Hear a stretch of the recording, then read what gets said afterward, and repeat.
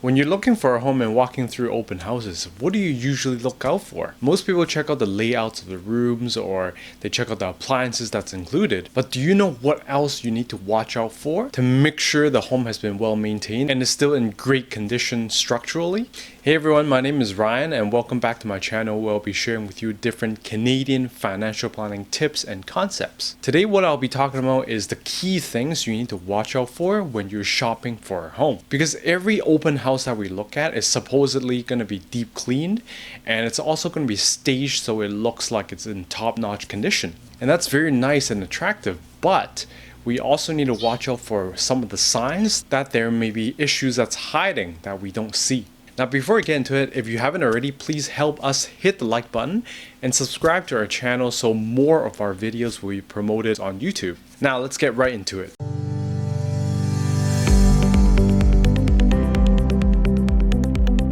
When it comes to buying condos, it actually starts even before you enter the actual unit. So key number one is you should start paying attention to how the lobby looks like and the surroundings. For example, you should look at the lobby fixtures and the tiles, and also whether or not the elevator is out of service or not. And also you should pay attention to the notices on the bulletin board or inside the elevator, because that will give you a glimpse on what's happening inside the building and how the strata management is handling its issues. So this should give you a sense of how well or the quality of the strata management is in the building. Now, when you're actually walking into the property that you want to purchase, key number two is you should look out for cracks on the walls. Now, this is a big one because a lot of times the cracks, if it's wide and big enough, then it indicates there's structural damage to the unit. Most cracks that are super thin and just like a hairline, those are completely normal, and it's natural to have those because, as the house is settling and it's going through seasonal changes in temperature, then there will be cracks that show up. But if the cracks are actually wider than a 1/4 inch, then that might indicate that there might be some structural issues, and you should definitely find a structural engineer to get that checked out. Key number three is you should start noticing if there's any water damage on either the walls, the floors, or the ceiling. If it's on the floors, you may be able to notice some bumps in the flooring, and if it's on the walls or on the ceiling, then you may be able to spot yellow stains as well. Sometimes the water damage there might be concealed by paint, and this could actually lead to a bigger problem because paint can actually trap the moisture inside, so that it will actually lead to mold eventually. And black mold, besides being very ugly, it can also get very serious and affect our health. Because if we're exposed to it for a very long time, then you could start getting symptoms like chronic fatigue or headaches, fevers, sneezes, coughs, rashes, and even vomiting as well. Key number four is that we should also pay attention to the floors. Besides the water damage that might be present, you should also see if the floors are even, right? And if there's any unevenness, then that could also be an indication of structural damage. A simple method is to use a marble and just see if it always rolls on one side or not, right? If it does, then you may want to find a home inspector to take a closer look. Key number five is you should try opening and closing all the windows and doors and check for any gaps, especially for a higher floor, because if there's any gaps, then that would mean that your unit is not well insulated, and that could mean that in the winter time it's going to be super cold, and in the summertime it could mean a lot of insects may start coming into your home as well. And also, if there's any locks on the bedroom doors, then you should also ask the seller if they have the keys to those as well, because one of my clients had actually purchased a home and he didn't realize that the bedroom came with locks and they locked themselves out, and eventually they need to call a locksmith to get it unlocked and change the lock themselves. Key number six is you should check the electrical outlets or if the appliances are working properly. So for example, microwave, dishwasher, laundry machines, right? Those should all be working properly if it's advertised in the listing. And for electrical outlets, you can simply bring a phone charger, right, and just try each of the outlets to see if there's power. Number seven is plumbing. So that includes the toilets,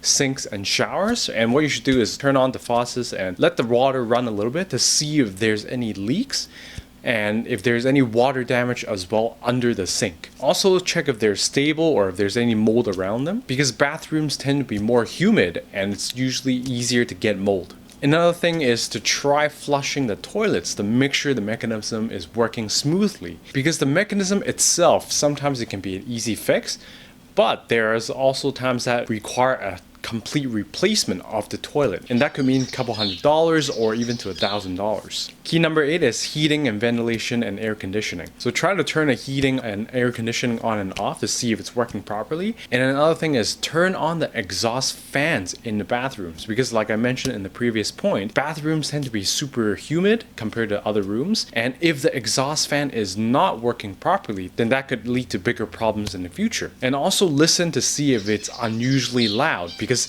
if it is, then that could mean that there's a huge amount of dust that's built up inside the vents, which is going to make it even harder to suck out the humidity. Key number 9 is check to see if the unit is soundproof. So if there's music in the background when you're doing an open house, you can ask the seller to turn the music off so you can take a listen and see how it is with a quiet setting. This way then you can really tell if you can hear the noises from the major roads nearby and whether or not it's bothering you or it's an acceptable noise level. And if there's an airport or a railroad nearby, you should wait for at least one airplane or a train to go by so that you can listen to how the noise level is. And while you're waiting, also take a listen and see if you can hear your neighbor's conversations. Because if it has a good sound barrier, then it should be able to block out your neighbor's conversations. Key number 10 is to smell your home. So what you want to do here is to take a couple of sniffs to see if there's any weird smell in the home. And if there's a huge amount of candles or air fresheners, then that could be a sign that they're trying to cover some smell up. And if you smell some fresh paint, that's totally fine, because a lot of sellers like to do a fresh layer of paint to make sure the unit looks the most presentable. But if you're noticing random spots of fresh paint, then that could also mean they're trying to hide maybe some water damage that's behind it. So with the 10 keys I mentioned earlier, some of them you can do, throughout the open house, but some may actually require to do a home inspection, right? To take a closer look at these, because it might be weird for you to start opening and closing people's doors and windows during an open house. And we always recommend our clients to go through a home inspection because you want to make sure that the purchase that you're making is going to be rock solid.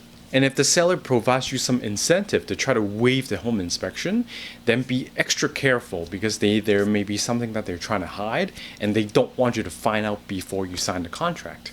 And the last and final key is to do your homework. And what that means is checking the property records, which if you have a good realtor, she should be able to help you find out and see if there's any red flags, right? For example, you should be checking the ownership history. And the main thing to watch out for is to see if there's a high turnover rate, right? So if the owner is always selling it in less than 3 years, then that could mean that the property was used for rental or for flipping purposes. And it usually means that the property is not going to be as well maintained as somebody who's living in it for their principal residence. And also you need to read thoroughly the strata minutes. Usually we ask for 2 years of the strata minutes to read through, and I would suggest you can read from the oldest to the most recent so you can get a better sense of what the timeline is and how are they fixing the different issues that's happening in the building. And if there's any detailed reports that are referenced in the minutes, make sure you ask for them as well, right? So one of the example is the depreciation report. Most buildings should have this report ready for you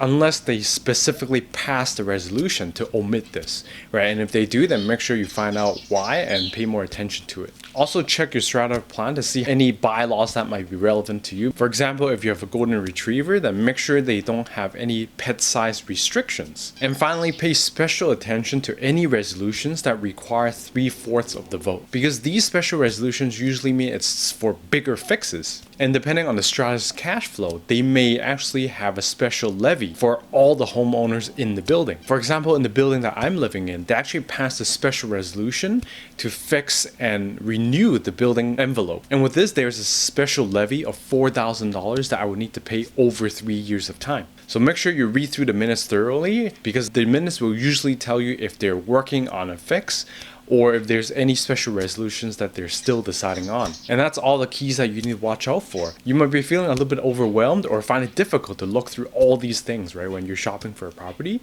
So my suggestion is find a good realtor who can help you look for these red flags, and they can also help you filter out the better homes that fit your criteria. Final tip, and especially for first-time home buyers, be sure to prioritize your budget when shopping for a home, because there are always going to be more desirable features that you would want, but that will only increase the price tag for you. And in the end, you might feel uncomfortable with the monthly payments. So be sure to stick to your budget so you can enjoy your new home without sacrificing your lifestyle. Hope you found this video interesting and useful for your future home purchase. If you like what we talked about today, please help us hit the like button, subscribe to my channel, and let me know in the comments below if there's any other things that you would pay attention to when you're shopping for a home. Thanks again for watching, and I'll see you in the next one. Bye!